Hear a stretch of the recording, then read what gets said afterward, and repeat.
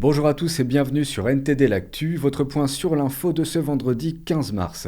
Avant de commencer, merci de cliquer pour vous abonner et de liker la vidéo. Aujourd'hui, c'est moi qui présente le journal, Rémi fera son retour lundi.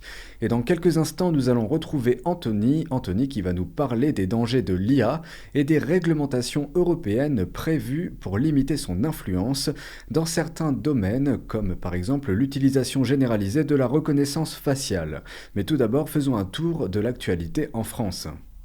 Emmanuel Macron a été interviewé hier sur la guerre en Ukraine. Il a souligné que la France ne prendrait jamais l'initiative de combattre la Russie, mais se tiendrait prête à répondre si la situation venait à se dégrader. Il a déclaré que ce conflit est important pour l'Europe et la France, mettant en garde contre une victoire russe. Il a parlé une fois de plus de l'augmentation de la production d'armement et de l'aide militaire. Enfin, il a critiqué ses adversaires politiques pour leur position sur le conflit.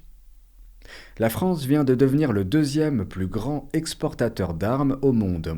Cette montée en puissance s'explique en grande partie par une forte augmentation des ventes d'avions de chasse français à l'étranger. En particulier, les exportations de l'avion de combat Rafale ont connu une hausse significative avec des ventes notamment aux Émirats arabes unis, à l'Inde, au Qatar et à l'Égypte.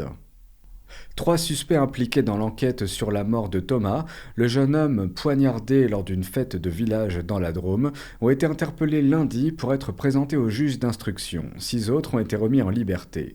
Le parquet a requis la mise en examen des 3 suspects pour homicide volontaire et tentative d'homicide volontaire en bande organisée.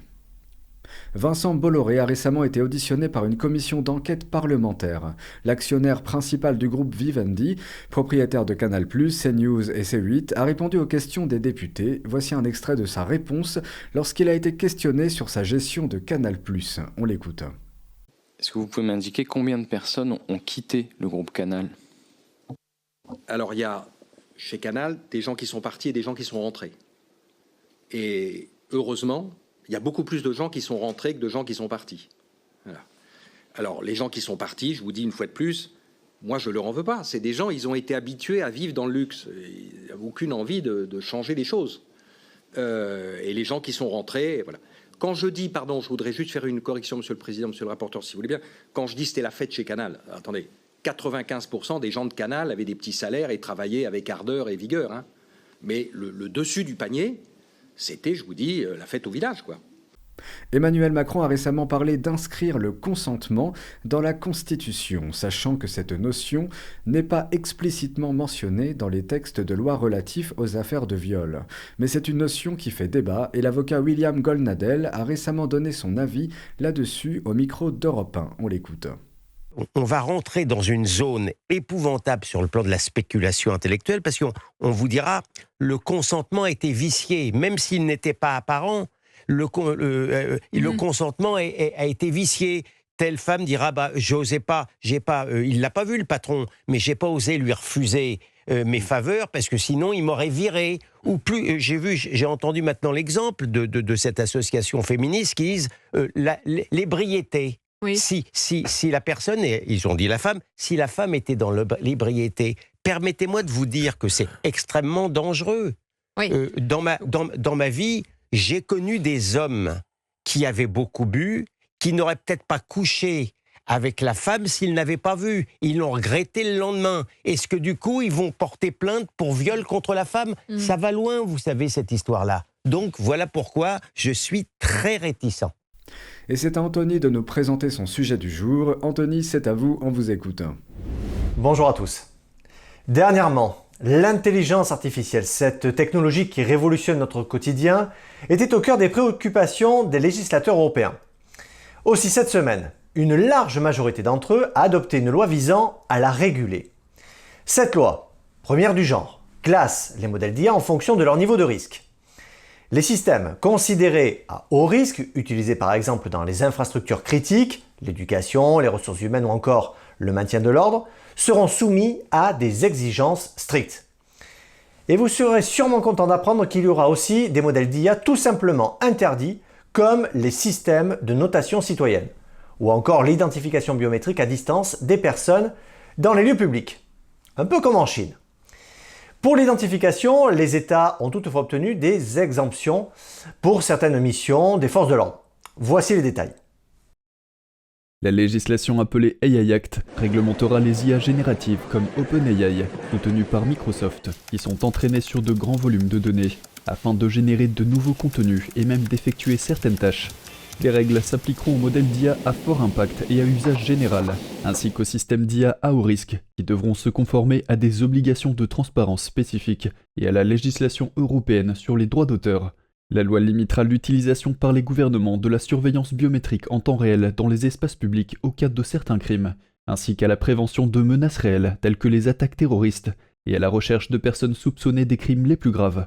Le Bureau européen des unions de consommateurs a cependant estimé que la législation aurait dû aller plus loin pour protéger les consommateurs. Et le groupe de défense des droits numériques Access Now a estimé le texte final plein de lacunes, de restrictions et d'exceptions, signifiant qu'il ne protégera pas les personnes ni leurs droits humains contre certaines des utilisations les plus dangereuses de l'IA. Au total, 523 législateurs européens ont voté en faveur de l'accord, 46 s'y sont opposés et 49 se sont abstenus. Les entreprises contrevenantes pourraient se voir infliger des amendes de 7,5 à 35 millions d'euros en fonction de l'infraction et de la taille de l'entreprise. Des négociations vont maintenant s'engager avec le Conseil de l'UE pour finaliser le texte. La législation devrait entrer en vigueur au début de l'année prochaine et s'appliquer en 2026, même si certaines dispositions entreront plus tôt en vigueur. À n'en pas douter, l'adoption de l'IA Act marque un tournant pour le développement de l'IA en Europe. Pour les entreprises, cela signifie des obligations accrues en matière de transparence, de traçabilité et même de sécurité. Pour les citoyens, cette loi devra apporter une plus grande protection contre les dérives de l'IA. Donc un défi complexe mais nécessaire pour façonner une IA au service de l'humain et de nos valeurs démocratiques. Mais attention, pour l'instant des zones d'ombre subsistent. Pour que cette loi soit un plein succès, il faudra une mise en œuvre efficace et transparente. Et justement à ce sujet, certains redoutent que les lobbies profitent des failles du texte pour en affaiblir la portée.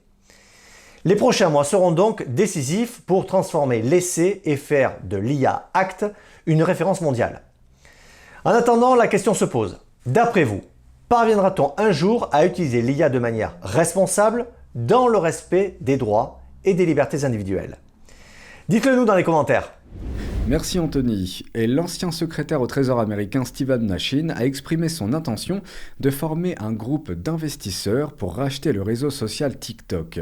Ces déclarations interviennent alors que le Congrès américain envisage de contraindre la société mère chinoise ByteDance à vendre l'application.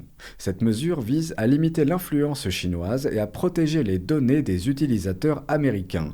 Cependant, le résultat du vote au Sénat est incertain. Des inquiétudes ont été soulevées quant à l'utilisation par les autorités chinoises des données des utilisateurs américains et à des potentielles tentatives de propagande sur la plateforme. Ces allégations ont été fermement niées par TikTok.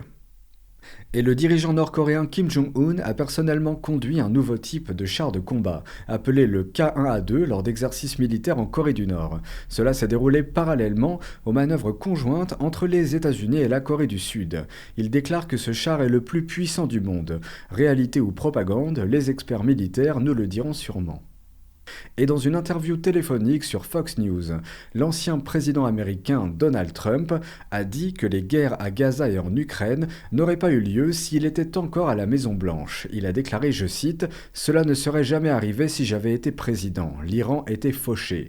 Il n'avait pas d'argent pour le Hamas, pour le Hezbollah. » Il a ajouté, « De même, la Russie n'aurait jamais attaqué l'Ukraine. Jamais. Vous le savez et tout le monde le sait. » Et on passe aux actualités Chine sans surprise avec moi-même. Une explosion meurtrière vient de détruire des bâtiments dans le nord de la Chine. Le lieu de l'explosion se trouve à 1 heure à peine de la capitale chinoise, Pékin. Selon les données officielles du régime chinois, la puissante explosion a fait 2 morts et 26 blessés. Compte tenu des dissimulations des victimes de catastrophes dans l'histoire du régime, le véritable nombre de morts reste incertain. Voici le moment où un restaurant du nord de la Chine a explosé, filmé par la caméra d'une voiture à proximité. Les images diffusées en ligne montrent une grosse boule de feu s'échappant du site et des débris se répandant dans la rue, touchant cette femme. On ne sait pas encore si elle a été blessée par l'impact. L'explosion meurtrière a touché des façades d'immeubles et des voitures. Les habitants du quartier ont déclaré avoir entendu une forte détonation vers 8 heures du matin. Une autre explosion a eu lieu vers 9h. Elle s'est produite dans un magasin vendant du poulet frit. Les autorités disent qu'une fuite de gaz présumée serait à l'origine de l'incident. L'incendie a été éteint et les habitants ont été évacués. Une journaliste de la télévision d'État chinoise a été interrompue par les autorités pendant son direct. La Chine a connu de nombreux incendies et explosions ces dernières années. Des reportages ont souligné que la corruption et une mauvaise supervision de l'État étaient à blâmer. En janvier dernier, des dizaines de personnes sont mortes à la suite d'un incendie dans le sud de la province du Jiangxi. Un dortoir d'école dans le nord du Henan a également pris feu, tuant 13 personnes. Le mois dernier, un complexe résidentiel dans le sud de Nanjiang a été la proie des flammes, tuant 15 personnes. En outre, un certain nombre d'explosions dans des mines et des usines ont touché des régions comme l'Anhui, le Shanxi, le Hubei et le Hunan. Le bilan total des victimes reste incertain. Et on conclut cette édition avec une grande femme peintre de la Renaissance. Sophonisba Anguissola est née à Crémone vers 1532 et morte à Palerme en 1625. La reconnaissance de son talent par le duc d'Albe à Milan lui permet de devenir portraitiste à la cour d'Espagne. Louée par des contemporains comme Giorgio Vasari et le pape Pie IV, elle se spécialise dans les portraits et les scènes de genre. Son style classique, mettant l'accent sur l'intériorité des sujets, la différencie des autres maniéristes de son époque.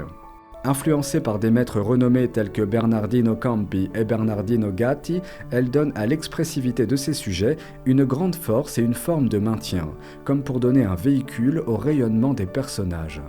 Cet équilibre subtil donne à ses œuvres une qualité hors du commun. Ainsi s'achève ce journal, merci à toutes et à tous de l'avoir suivi. On se retrouve lundi à 13h pour une nouvelle édition de NTD l'Actu. Très bon après-midi, excellent week-end, à demain.